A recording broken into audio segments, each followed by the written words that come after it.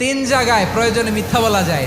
এক নাম্বার, আপনার ওয়াইফকে খুশি করার জন্য, সে একটু এরকম না বলে একটু কৌশল করে বললে খুশি হবে, ওটা বলা যায়। দুই নাম্বার, জীবন মরণের ব্যাপার, যান বাঁচানোর জন্য একটু কৌশল করে ঘুরিয়ে বললেন, এটা জায়েজ। তিন নাম্বার, দুইজন ঝগড়া লাগছে, তাদেরকে মিলিয়ে দেওয়ার জন্য কৌশল করে একটু মিথ্যা বলা, ঘুরিয়ে বলা যায়। দুইজনের মধ্যে দেখলেন যে সম্পর্ক খারাপ, একজনের বললেন, ভাই সে তো ওই দিন আপনার ব্যাপারে অনেক প্রশংসা। কি আমার ব্যাপারে প্রশংসা? কি বললো? এই বললো আপনি নাকি এই করছেন ওই করছেন, অনেক প্রশংসা। লোকটার মন খুশি হয়ে যাবে তার ব্যাপারে, ঠিক কিনা?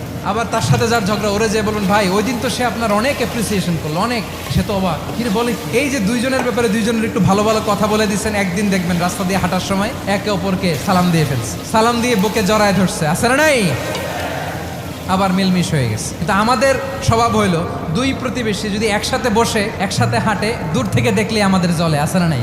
ঘটনা কি? এই দুইটার মধ্যে এত মিল কে? এই দুইটার মধ্যে গিরিঙ্গি লাগানো যায় কিভাবে?